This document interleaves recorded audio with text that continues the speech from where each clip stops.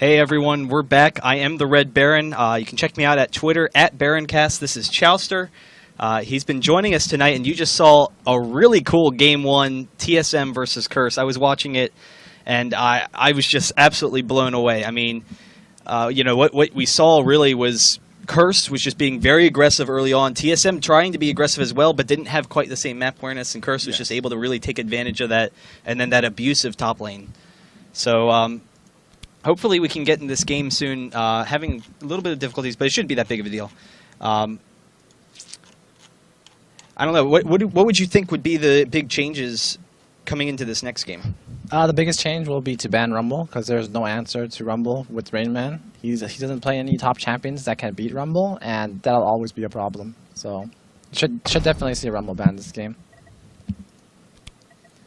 Yeah, he's definitely a really strong champion, particularly against someone like Gangplank, who wins in the early levels, but once Rumble kind of gets going, he just really snowballs very quickly. So, the thing about Rumble is he'll lose early against everyone. There's not one person top lane who wins. I mean, who loses to Rumble early. It's just once he piles on the levels, he becomes he just gets better and better. And other lanes, other heroes just don't scale as well. And his kit is really good against melee in general. Outside of Yorick, I don't really see what you can really do against Rumble as a melee. Unless you play top lane Lee Sin, and that's really rare. Well, couldn't they go someone like, Ryze, who's very strong? Like, if they had instead sent Ryze up top, versus if they Rumble, started, or someone like Kennen or something? Kennen could work, but TheRainMan doesn't play Kennen, and he's not really, he doesn't play him very much, and if they send Reggie up top, you'll have TheRainMan mid, which isn't optimal because he never plays mid lane. So both ways will have some kind of weakness. Also, Ryze gets ganked very easily up top. Dang, I'm so excited to get in this game. I just want to watch this match because that first one was just so energetic, and having a little bit of difficulties getting in the game. So I guess just give me 1 second. I might have to restart my client. Yeah.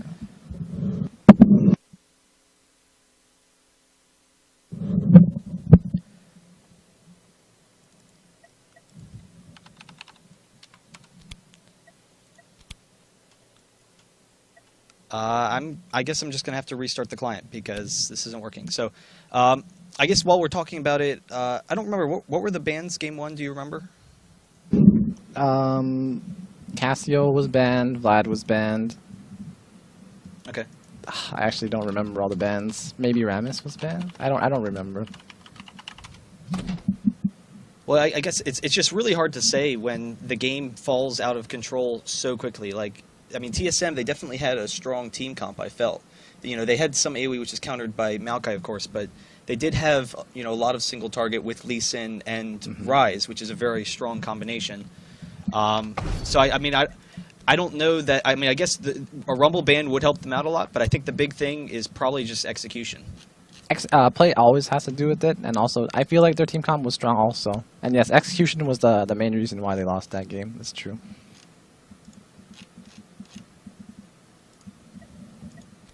Looking back to it, when Maokai ganked, TSM actually had a ward down, so...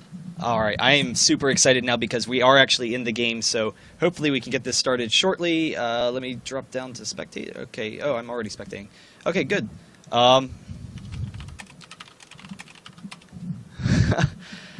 Alright, well, make sure you guys get all your friends onto the stream. This is going to be TSM versus Curse Game 2.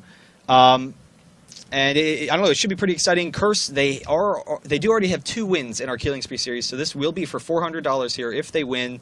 And then, they'll start building up a bounty and each week coming back, so that's really exciting. I think the thing that excites me most is Curse has been around for so long. They've, really been borderline competitive. They've had a really strong team and just not had a lot of success. So this tournament, I kind of look at it as, Dignitas is coming out last fall with Well Played, and that's kind of how I view it. But I am pretty excited for this, and let me just let everyone know we are ready to go. Yeah, CRS has had some recent roster changes, and they've been a team for quite a while, but I feel like with their current roster right now, if they manage to get their starters, they're a really strong team. Yeah, and the thing to remember, it's weird. Curse, they have a very large pool of subs. They, more than any other team, really, they've got probably like 10 different players that they can move in and out and be comfortable with in their positions. Nijaki is their normal solo mid. SYDTKO actually subbing in here, but SYDTKO, was always a really strong member of Curse. He has a great game knowledge, so he's always been very good in like the pick ban screen and helping them work out their team comps. So that's definitely not, any serious step down. So they can accommodate those issues very readily. Yeah, I feel like SYDTKO is actually their theory crafter. So if he makes their team comps, I feel like they'll do really well. Well, we do see the bans so far. We have Zilean and Soraka for TSM, and then Morgana actually, so no Rumble ban, and then Sion and Maokai for Elementz. TSM will have first pick those, so they could potentially pick Rumble, but again, talking back to what TheRainMan plays, I have never seen him play Rumble before, so... I've never seen him play Rumble before, but I don't really see him in game, but I have a feeling he doesn't really play Rumble that much, so he shouldn't be picking it, but I don't know why they banned Zilean over Rumble that game, because Rumble was the reason why, the biggest reason why they won that game.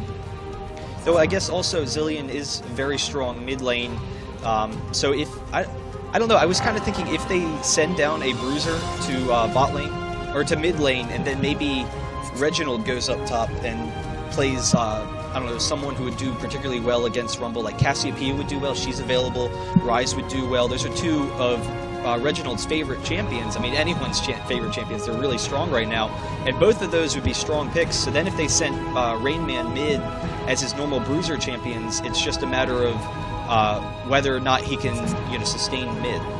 The thing is about sending a bruiser mid, AP casters in general counter bruisers up top. So if you there's not many bruisers that can lane against.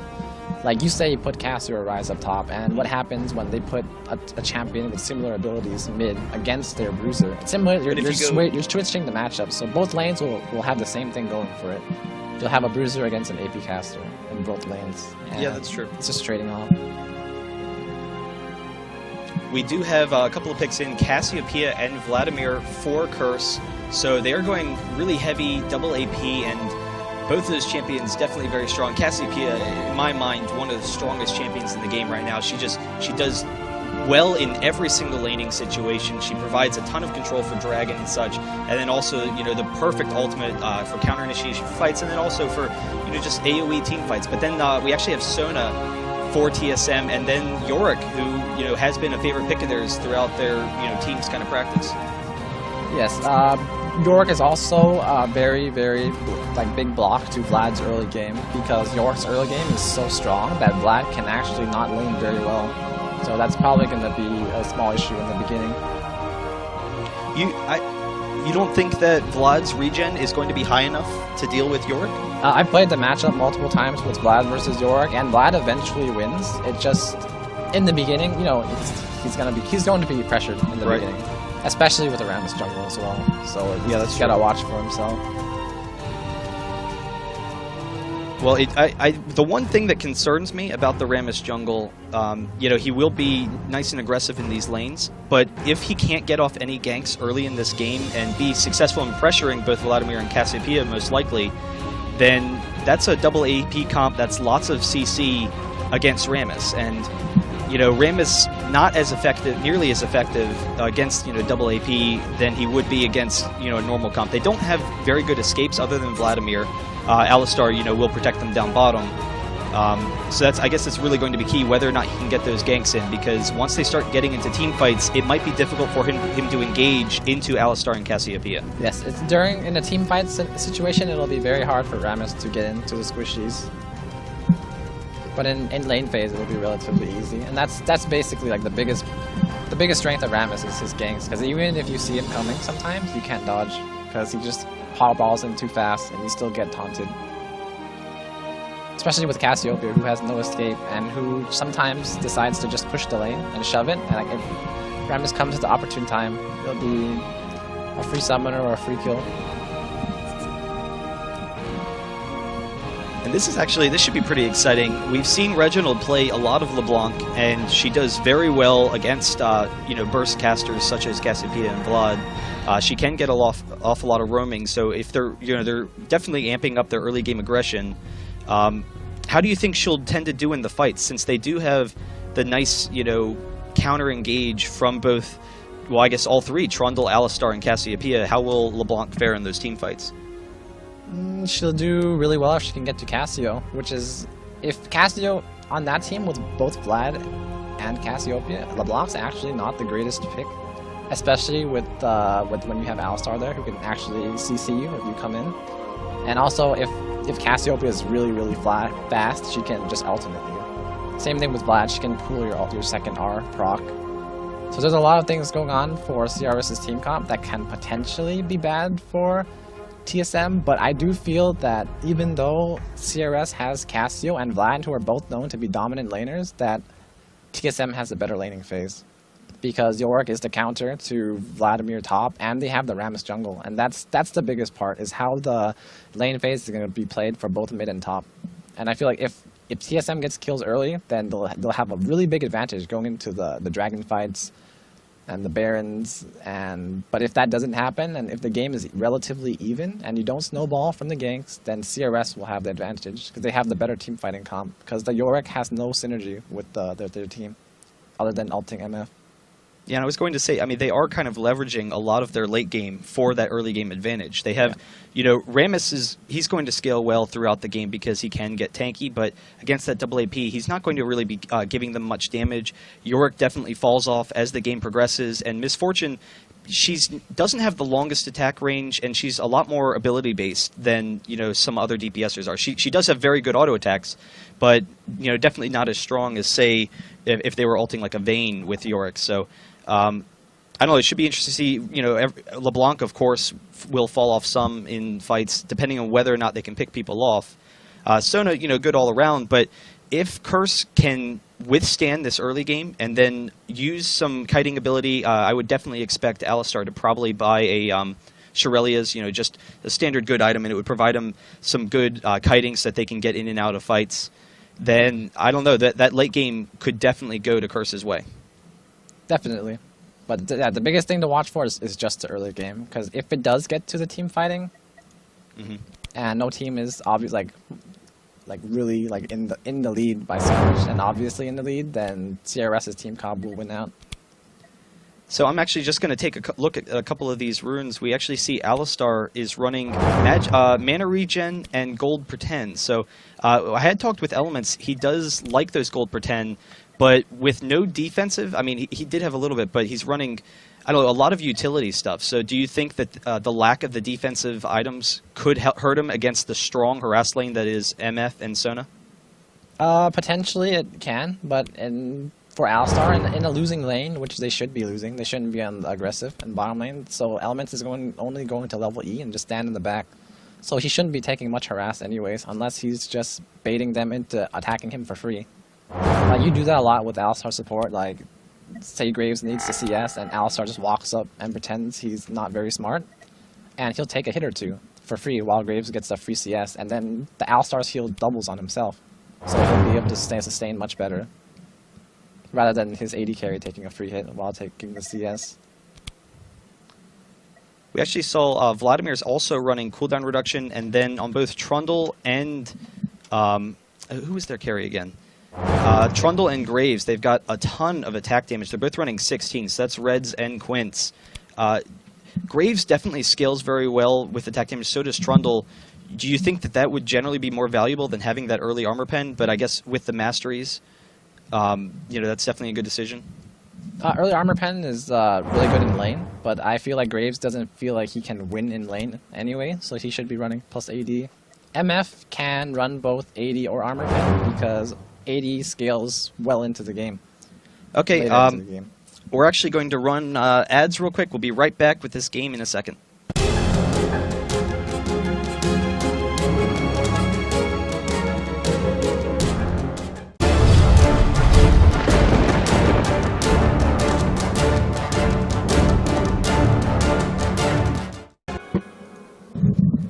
Hey everyone, sorry for the late ad slate. We are back with the game. We have Curse versus TSM.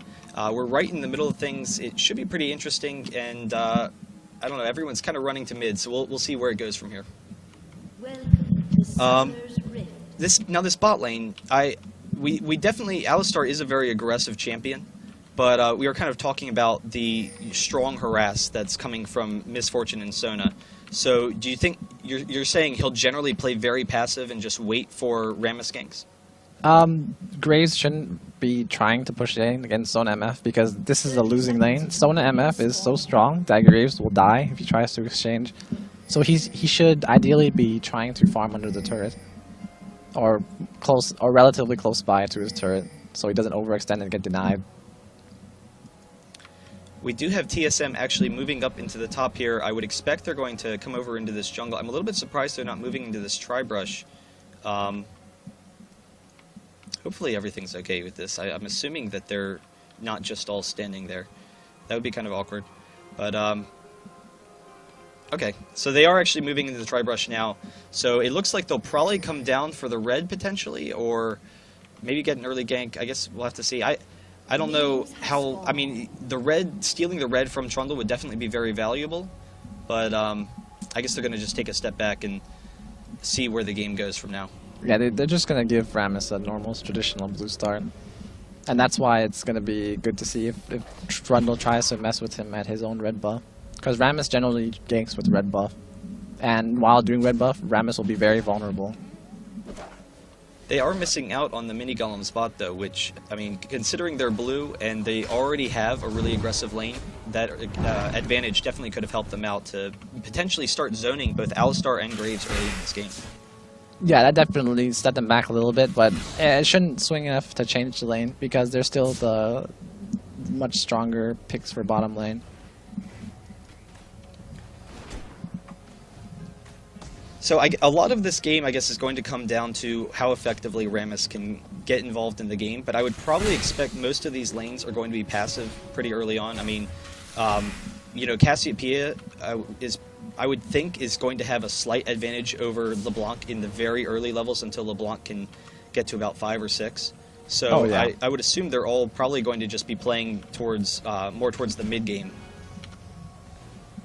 LeBlanc's early game is her level 1 and level 2 are not very strong, so Cassiopeia should be taking advantage of that. But when I was watching mid, I see Cassiopeia missing like many Qs, so she's not pressing her advantage very well. And Yorick already off the bat harassing back Vlad, but he has allowed the lane to push into him, so he should be fine there. He will be able to just farm at the tower, and Yorick will probably recall now, get a ward.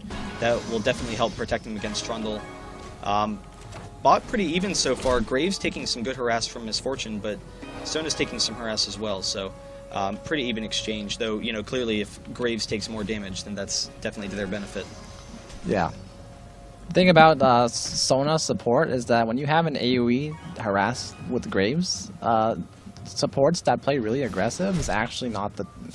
Sona shouldn't be playing like that against Graves. Eventually she's going to back off and just play passive because she'll be taking too many Qs. I'm a little bit surprised that TheRainMan didn't take the opportunity to recall, since he was, I mean, he had like 3 waves worth pushing, so we actually have Trundle coming up for a gank, and TheRainMan could have completely avoided this if he had gone for a ward. There's Trundle getting the slow on with that red buff. He's going to be able to flash away, but there's the ignite. They keep chasing, so he's actually going to have to leave now, but he will be okay. They did waste the ignite. He didn't have to use his flash, or he doesn't actually have flash, so that's a little bit surprising. That will make him a little bit vulnerable to ganks, but the heal and the ignite will definitely be a very aggressive lane up top. Definitely. That heal will actually prevent him from getting chunked by Vlad early game. And I'm a little bit surprised that Rammus didn't come in there. He's coming in now. We have LeBlanc being chased away a little bit, and Rammus actually flashing in and missing the taunt. Or he hit the taunt and she cleansed. That's right. I didn't know she took cleanse, actually. I wasn't paying attention to the summoners in the champion select. That's really smart. I mean, I guess those are really defensive summoners then. Yeah. The thing is, in the team fights, Cassio actually doesn't need Ignite because the way the team fights should be played out later game is if you look at TSM's team comp, MF generally isn't known for her damage in team fights. So if Alistar just headbutts her and pulls her and she has no cleanse, the only damage dealers will be coming from Yorick and LeBlanc. And obviously LeBlanc only bursts, and Yorick doesn't do much damage, so they don't have much damage. Going into double AoE with Cassio and Vlad, which is a lot of damage. So the team fight will definitely be in their favor. Yeah, because they know they've got such a strong late game, they can just, you know, mortgage the aggressive nature that Ignite would give you, just to keep safe in this early laning phase and not allow TSM to get off to an early advantage.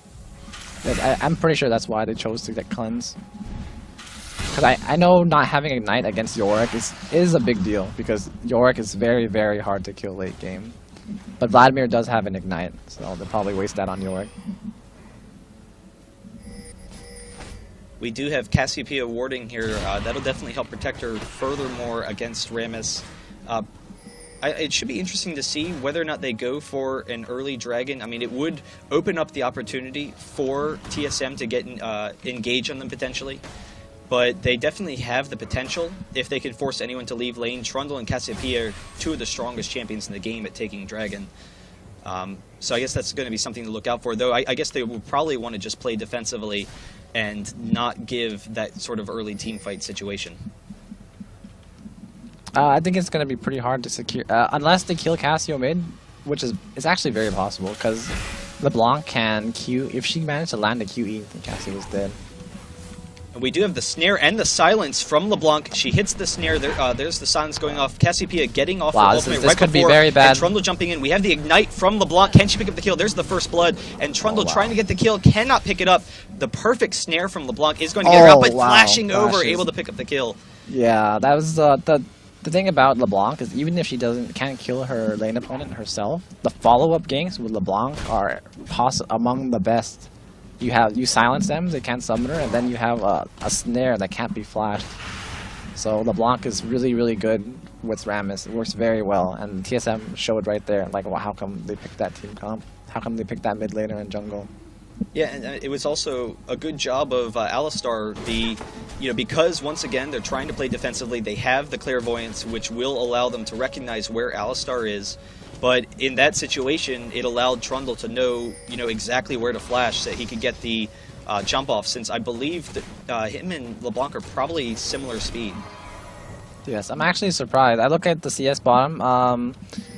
MF is ahead by 32 CS. That is very significant. But Alistar actually jumping in on Misfortune. He's got her pinned against the wall. She will flash out of there. Trundle throwing off some damage, but she is going to get out of there. Yes. In the meantime, LeBlanc and Cassiopeia are both coming down.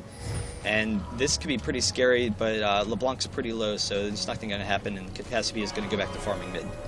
That gank didn't accomplish what CRS wanted to, because MF is still very, very filled, and she's going to continue denying bottom.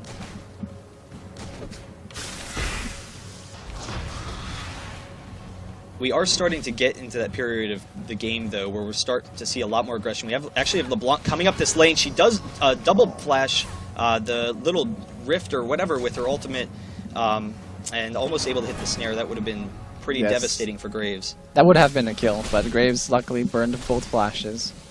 Good play by both characters, because normally a lot of LeBlancs wouldn't use their ultimate to W 2 times, which covers a whole lot, like a lot of distance. So it's really good play by Reggie, right there, burning a summoner. And we'll actually probably see Reginald roaming a lot now, but I guess the key is going to be for him to make sure he keeps up the farm, particularly in this mid lane, since, of course, roaming is always going to put you behind a little bit there. Normally, roaming would work very, very well with LeBlanc, but they have Rammus jungle who can clear as well.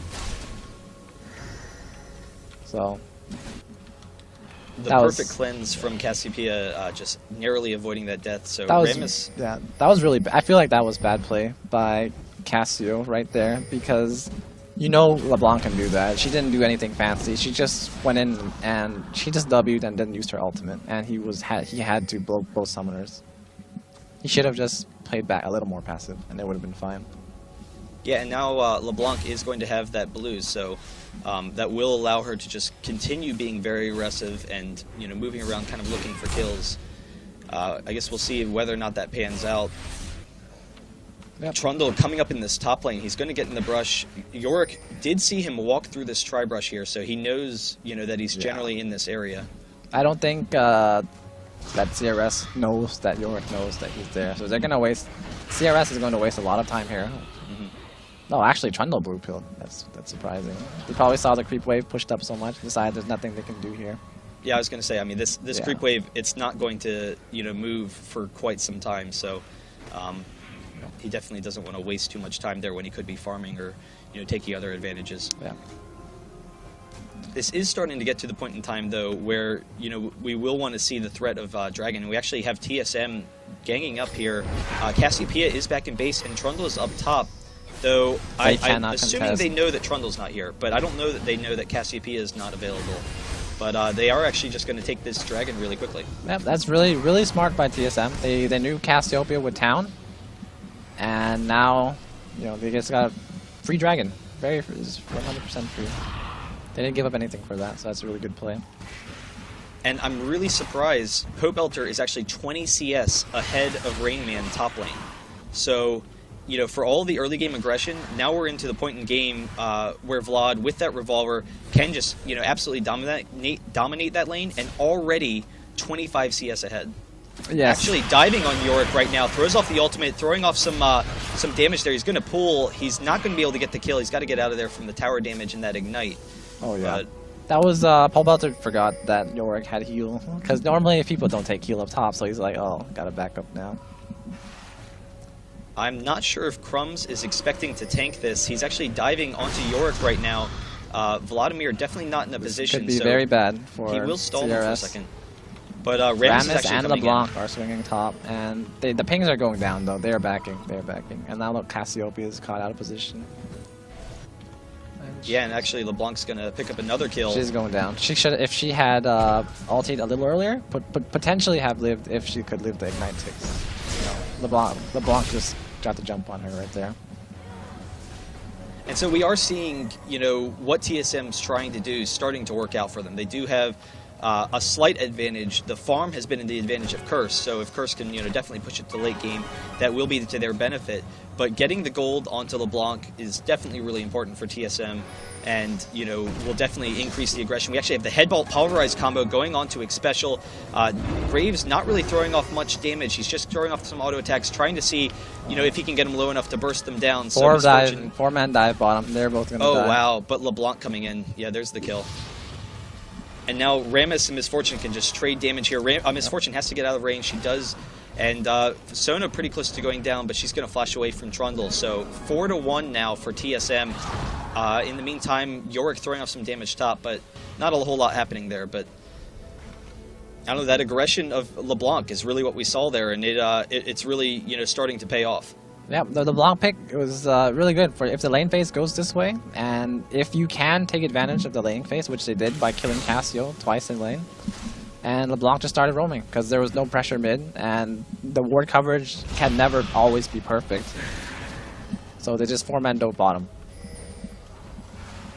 I'm a little bit surprised there's actually not more wards for Curse or for TSM.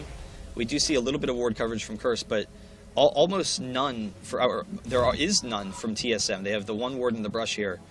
I mean, I guess they're expecting to be the aggressors. Yeah. So they don't need to have as much as they normally would. But still, if I was Curse, I would try to maybe start setting up some counter ganks. We actually have Trundle coming in here onto Yorick. He was chasing after Vladimir. He probably won't be able to pick up this kill. Yorick should be fine here. He's tanky enough, I would think. Yes, he will not go down. Elementz has died. Red buff. They fed Chaox red buff, so they can't get away. Yeah, and that's already a really aggressive lane, so that's, I don't know, going to be pretty tough for them. We actually have LeBlanc and Cassiopeia trading some damage, but there goes off the snare, so LeBlanc should probably be able to pick this up. Rammus flashing in. I'm not quite sure what the point of that flash was, so Cassiopeia actually was able to get away. They won't be able to chase her, but he could have just powerballed in. I mean, she was sitting there, follow it up with a flash. Yorick actually able to pick up the kill top on Vladimir. Pobelter goes down. So this is going really well for TSM, because had they lost the laning phase, they would be really behind going into team fight. This is exactly what they need to finish the game. And Graves really needs to watch out. He throws off the cleanse and the flash away, so he is going to be okay. LeBlanc coming down, so this is going to be a tower. 15 minutes in, yeah, they'll definitely take this tower and, I don't know, kind of start snowballing their advantage throughout the rest of the game.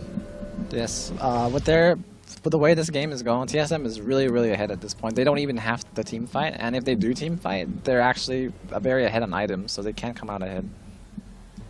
And this is really the strength of TSM. That first game, I feel like they underestimated Curse a little bit. You know, they've been playing really well actually since they moved into their team house, and you know what they've been trying to do moving onto the EU West server. I think they were just really taken by surprise. Actually, LeBlanc just has so much damage right now. I can't believe it. She's got the needlessly large rod, Sork shoes. How much gold does she have? She's out of gold, but still, that'll be a 20-minute Rabadons to go with those Dorans. Tons of burst. We actually have all of Curse meeting up mid to take down this tower. That'll definitely get them some gold. Hopefully, push the game back towards them a little bit.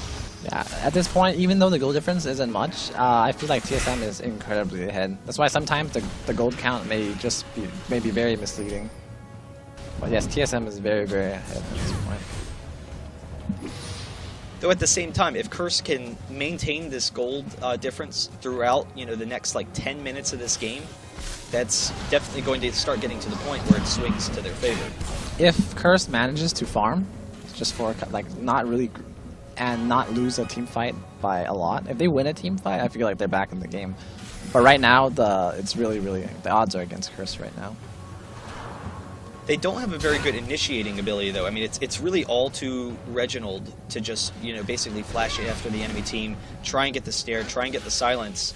Cassiopeia could definitely kite very well.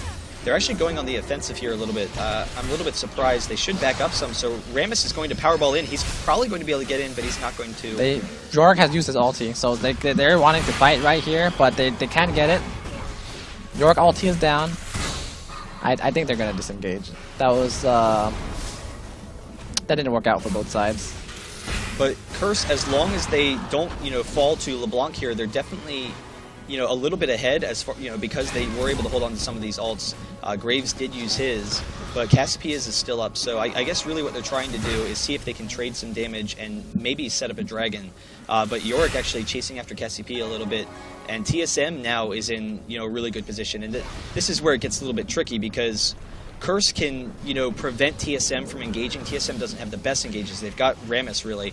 But they're actually split up, and LeBlanc is going to be able to come in. MF with the ultimate, Rammus coming into the team, but everyone for Curse is still up, doing pretty well. Cassiopeia will go down. LeBlanc not really able to do anything there. She's able to pick off Graves, so that'll be a boon to her team. And now Curse, they're trying to get Xpecial here, but Trundle's going to have to flash away. And fight won by TSM, particularly if he can pick up this Trundle. Just one more hit. Wow, he managed to live. That was really nice play.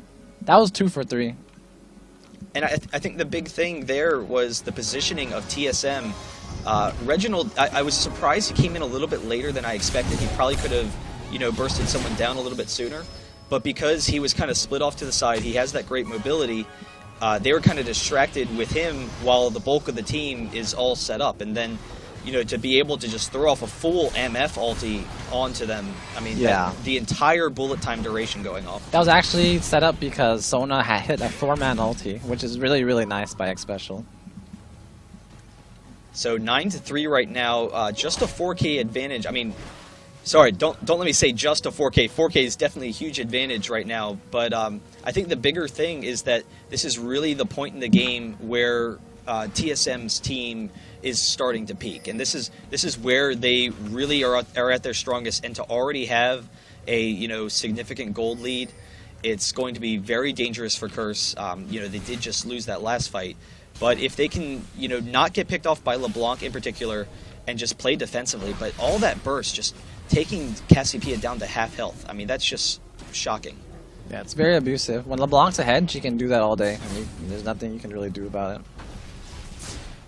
Everyone is farming pretty well for Curse, though, so there is always that potential that if they can avoid these fights, that will help them out. And I think the big thing is, other than Dragon and Towers, TSM, they don't really have the best team for Baron usually. Though I guess they do have great tanking potential.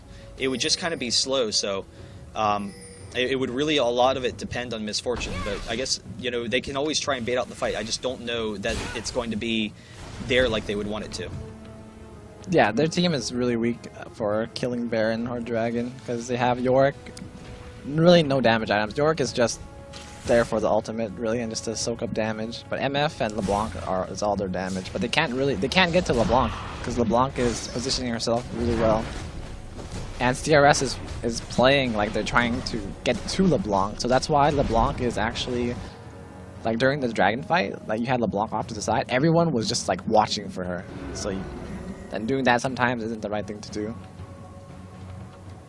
And I think really the key is right now TSM has a team where ideally Curse is forcing the engagements, and then TSM can respond by, LeBlanc picking people off, assuming LeBlanc isn't the one being engaged on, of course. So TSM being very aggressive, pushing down these towers because they know, we don't have the best initiation from Team Curse. They do have Alistar, and if Cassiopeia can get into range, she can ult. But if Cassiopeia comes up too close, then LeBlanc's just going to burst her down. Alistar, they can kite some. So they don't have the best initiation, so that means that they can come up to this tower, just poke it down with Misfortune, and, force the engages that they want. The thing, actually, that I just realized about TSM's team comp is they cannot push towers because the enemy, they have Cassiopeia and Graves. Both are great wave clears, and the only way for TSM to take a turret is for MF to attack with her low auto range. And they don't have great disengages either. If they actually do manage to get to MF, then MF should die instantly if Alistar initiates while she's taking a turret. So actually pushing towers isn't TSM's forte with this team comp. They should be pressuring Baron instead. But at the same time, that was the concern, that they, don't really have the best pressure on Baron at this point in the game. Yeah, it's also like, I just realized it goes both ways then, because they can't. They're not that strong at killing Baron. Oh, two man. Oh, this is both solo lanes. Chaox way out of position here. He's going to try and juke through the brush. I'm going to assume TSM is going to get a very big objective from two carries out of position here. Yes, they're going to take the new tower, I believe. And not even really, getting anything on Chaox there, so he's back. But without the damage from Chaox, I mean, they definitely don't have any tower pushing capabilities, so I don't know that was that big of a threat for LeBlanc and Vlad to be missing. Yeah, actually, after looking at that, I think both teams just didn't do anything. They're all just grouped mid, and nothing really went down.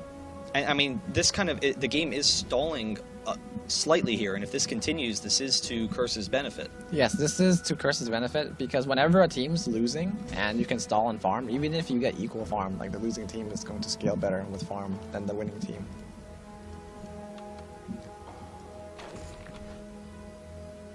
I'm a little bit surprised that TSM isn't being a little bit more aggressive pushing the towers, but I guess, like you say, because of Misfortune's short attack range, that, does make it difficult. But I would think as long as she just makes sure that she stays out of engage range, she can kite back into her team. Yorick is very strong for kiting, for Misfortune. And then if, Curse gets out of position trying to engage on Misfortune, I would think that TSM, particularly LeBlanc, would be able to burst them down. Yes, if that's true. That's true. It's really hard for them to do that, because if you're trying to take a turret, you'll be standing there autoing, and Curse can decide if they should go in or not. Mm-hmm. So it's like, we do have something to engage here. Fight for blue. Whoever smites. Oh, that Reginald was hit by that. Reginald. Well, Alistar actually able to pick up the LeBlanc. There's Vladimir getting the kill. Wow. They're chasing down Rammus there, able to pick up that Chaox kill. Ghost is dead. That fight was that Alistar initiate was beautiful right there. And here TheRainMan does not have flash. TheRainMan does not have flash. He may very well go down here with the next pillar. Oh, they're gonna head straight to Baron. Yeah, and that's probably a good decision not to chase that off. So they definitely have the damage for Baron, though. I mean, Cassiopeia, she has the blue buff, Vladimir as well, and then Trundle, Alistar's a little bit low, so tanking might be a little bit difficult. They're going to have to switch on and off. TSM definitely is going to want to look for an engage here. They need to stop this. If they do not, Crumbzz needs to stop. If they don't stop this game could very well swing very hard in CRS's favor. They're going to get very low taking this Baron, though. Yorick running in, able Yorick. to pick up the kill onto Trundle. Trundle. Trundle dies before he smites, but they still get the Baron. But now all of TSM is alive, so this could be bad situation for CRS for staying too long. Cassiopeia chasing down Yorick, almost able to get the kill, but is not. Rammus actually taunting Cassiopeia. Can Miss Fortune chase her down for the kill? Yes, she does. And now LeBlanc coming in, able to get a little bit of a clean sweep here. They're going to back off, but Alistar is definitely going to go down. And then Rammus trying to powerball into Vlad is going to be able to get off the taunt. So that's probably going to be another kill for Reginald. There it goes. And that's just absolutely devastating. I mean, Curse had taken a massive advantage with that Baron, potentially, you know, where they definitely could have stalled to the point in the game where they're at, you know, their strength. And then just sticking around too long, trying to pick up the kill on Yorick. I mean, just one more kill on Yorick, and it cost them 3 deaths, actually. Yes, they didn't even get the kill on Yorick, so that's... It's just they got baited into trying to kill the Yorick, who built only take items. And now that Baron buff is down on everyone except for Graves, and that huge opportunity for Curse to get back into this game. Yeah, they had this big opportunity, which potentially put them back in the game. I actually put them. They were a little ahead at that point, but now they just basically they just threw and they gave their advantage right back to TSM. So another dragon for TSM. Rammus actually stealing the red up here is going to be able to get out in time, but 13-5, a 7K gold advantage. You thought you saw TSM in game 1, and they are ticked. I mean, they are coming back this game and just really putting on a ton of pressure onto Curse. It's going to be tough for Curse to come back. I mean, I don't know that that's, you know, really possible at this point in the game, though. I mean, again, they still always have that late game advantage, so it's whether or not their pushing capabilities can stop TSM, because like you said earlier, Cassiopeia and Graves very strong at clearing waves. Trundle, you know, good at disengaging, so he will give them some kite as well, and then, you know, Alistar as well. But yeah, definitely. I feel like if they have they do have a Shurelius. CRS does have a Shurelius, but yes, CRS can turtle. If they decide to just turtle and not do anything rash, they can come back late game. It just depends what they do with where they're at right now. The issue is, I mean, they're already down so many towers, so it's going to be whether or not they can farm. And, you know, I'm sure that Curse can turtle almost all day here in this situation. Reginald actually getting some good damage off onto Alistar, but they could probably turtle for quite some time. Yes. But they can't leave their base. So, you know, if TSM continues to pile on this gold advantage right now, which is going to be their goal, then, you know, maybe Curse can never get back into this game. And then that next Baron, you know, oh wow, Reginald jumping over the wall there for a second. If that next Baron comes up, you know, and TSM still has a strong advantage, then clearly that Baron is going to be really important. Yes, and wow, that was a lot of damage on Pobelter right there. Oh, he goes on MF. I'm not sure if that was Alistar trying to get in. 3-man ulti. I'm not sure if that was the greatest idea. But in the meantime, we have Yorick eating Miss Fortune here, but she's not going to go down. He's got to flash away, and this is a huge fight for TSM. This fight almost winning the game for them, but we have 3 from Curse. Okay. Almost losing the Oracles. That would have been devastating, but they were able to stall there. I don't think I've ever seen a LeBlanc with as much poke as Reginald's. And LeBlanc, to me, is always, it's a hard engage. You need to be able to jump at the enemy team, but he's just like jumping in and out, throwing off quick bursts, and then escaping. He's not concerned about getting the kills so much as just wearing them down. He's just chunking them. That's really good play by Reggie. He knows when he can go into, because LeBlanc's combo is so fast, even if you have a stun, you can't react to it. So he just comes, he jumps in, he does damage, and comes back out. And it's weird because, I mean, one of the things that, you know, I've always thought characterizes LeBlanc is just she's got massive cooldowns. But, you know, he does have blue buff. That does help him a lot with cooldown reduction. You know, he is level 15, so she does scale well with levels. But she's still very cooldown dependent. So to see him just throwing off, you know, these consistent bursts of damage is just, I don't know, it's pretty surprising to me. Usually I feel like LeBlanc's not really... No one really associates her with long cooldowns. It's just that they think she scales poorly late game, which is actually doesn't make any sense because her ultimate is on such a low cooldown at 40 cooldown reduction that you can literally do your ulti combo, come back 15 seconds later and do it again. And in a sieging situation, that's really, really strong. Because if you see right now, like Reggie's QR combo can do 80% of someone's HP, and then he's basically out of that fight. Well, I guess it's really just low levels then that she's got long cooldowns. So I guess she does scale very well as far as cooldown reduction is concerned. Oh, it's just her kit is mainly like she's an assassin. Yeah. That's that. So her cooldowns aren't the greatest. Well, we do have TSM coming to the spot. This is the last turret that's sticking out there. I don't know, it's going to be pretty hard for Curse. Trundle a little bit behind. They're just going to have to abandon this tower most likely. But LeBlanc actually jumping in, not able to get off a lot. That Q actually disappeared. Did you see that? Yeah, that was weird. I didn't hit anyone. I was expecting someone to get chunked by that I was Q. waiting to see who was going to go to half health. Oh, that could have... That was a lot of free damage. I'm a little bit surprised they didn't engage on that pillar there. Pobelter had to pull right there because LeBlanc's ultimate came out.